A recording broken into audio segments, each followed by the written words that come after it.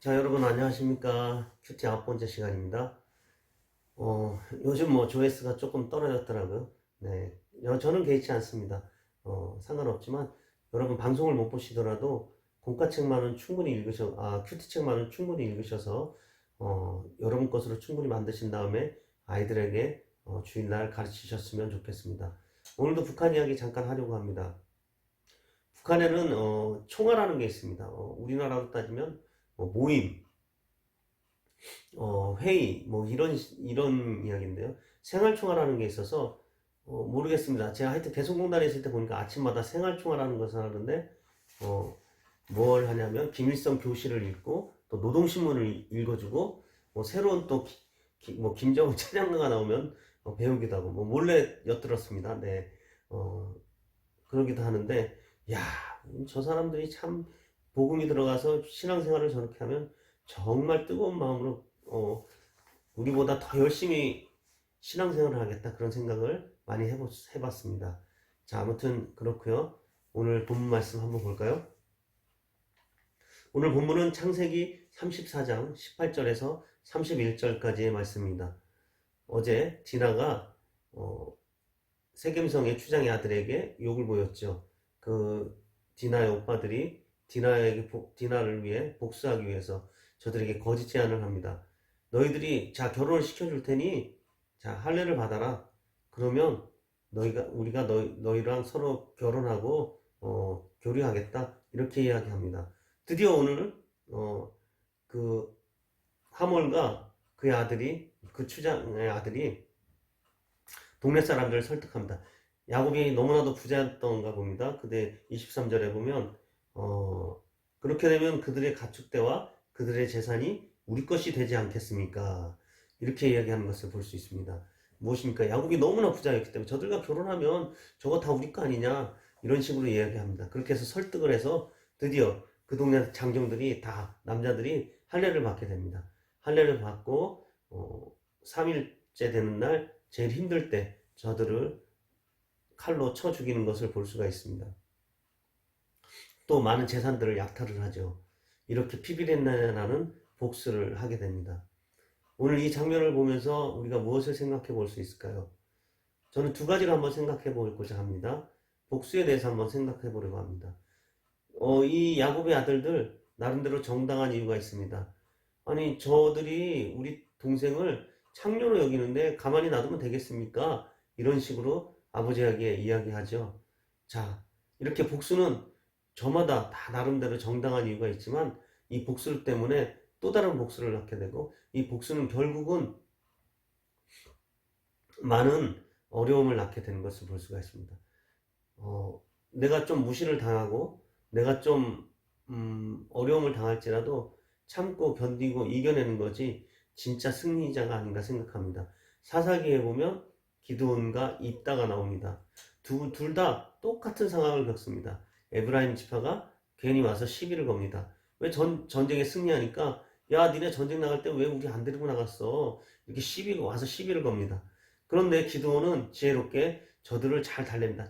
야 니네가 참 우리보다 더 낫지 않아? 막 이런 식으로 달래서 잘 돌려보냅니다. 하지만 입다는 물론 자기의 괴로운 일이 있었긴 하지만 성질을 내고 화를 참지 못하고 저들을 많이 죽이는 것을 볼 수가 있습니다. 그렇습니다. 복수는 우리가 잠깐 그 참지 못해서 복수를 하게 되면 큰 비극을 낳게 됩니다. 우리도 마찬가지입니다. 우리는 뭐 인간관계를 하면서 복수할 것까지는 없을지라도 서로 마음에 안 들고 대립되는 일이 있을 때 서로 똑같이 상대방을 미워하고 원망하는 것을 볼 수가 있습니다. 나름대로 정당한 이유가 있습니다. 하지만 하나님은 그것을 원하지 않으시는 것 같습니다. 바보가 되고 또 멸시를 당하는 것 같지만 결국은 그 사람이 승리하는 것임을 알고 이겨내기를 원하시고 계십니다. 그것이 바로 진정한 승리자이기 때문이죠. 또 한 가지는 일의 처리 방법, 또 그것을 한번 생각해 보려고 합니다. 야곱의 아들들은 복수하는 것이 가장 좋은 방법이라고 생각했습니다. 우리도 그런 경우가 많습니다. 내 생각이 내가 하는 방법이 가장 옳다고 맞는 일이라고 여길 때가 얼마나 많습니까? 교회에서 겪다 보면 그런 일들이 참 많습니다. 왜 일을 이렇게 하세요? 이렇게 하셔야죠. 또 다른 분은 왜 일을 이렇게 하세요? 저렇게 하셔야죠. 이런 분들이 참 많습니다. 서로 다 자기가 옳다고 이야기합니다. 하지만 그렇지 않습니다. 누가 옳고 그르냐가 중요한 것이 아니라 어떻게 합력해서 선을 이루는지 일을 잘하고 뭐 좋은 결과물을 얻어내는 것보다는 하나님께서는 그 일을 좀 못하고 더디 가더라도 서로 함께 가고 서로 이해해주고 보듬어주는 것을 원하십니다. 또 한 가지 예를 들면 이렇게 이야기합니다. 낮에 교회 문을 잠가 놓으면 어떤 분은 이렇게 합니다. 아니 교회에 와서 누구나 와서 기도할 수 있는 집인데 기도하게 문을 열어 놓으셔야지 왜 잠가 놓으십니까? 이렇게 이야기합니다. 또 열어 놓으면 어떤 분은 이렇게 이야기하죠. 아니 교회 비싼 값 나가는 물건도 많은데 요즘 교회 돌아다니면서 도둑질하는 사람들도 많다는데 왜 문을 열어놓고 다니셔요? 잠궈 놓고 다니셔야죠.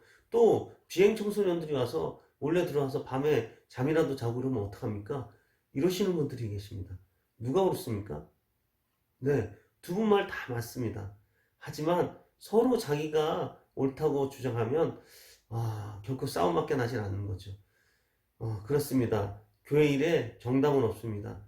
우리의 일에 아주 크게 뭐 이단이 아니건 이단을 주장하거나 다른 일이 아니면 결코 정답은 없습니다. 하지만 우리가 어떻게 서로 이해해주고 서로 안아주고 가는 거니까 가느냐가 더 중요한 것 같습니다.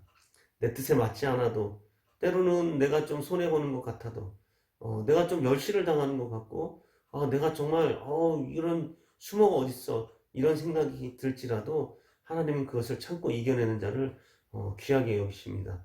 우리 모두 그런 사람이 됐으면 합니다. 저부터 그렇게 되길 원합니다. 기도하겠습니다. 하나님, 우리가 살아가면서 여러 가지 길이 있고 방법이 있지만 내 방법만이 옳다고 주장하면 결국 합력하여 선을 이룰 수 없는 것을 볼 수 있습니다. 서로 양보하고 서로 이해하고 서로 도와가면서 합력하여 선을 이루는 우리가 되게 도와주시옵소서. 그리고 내가 피해를 받다 할지라도 그것을 복수하지 않고 잘 그리스도의 사랑으로 잘 이겨내고 승리하게 하옵소서. 예수님의 이름으로 기도드립니다. 감사합니다.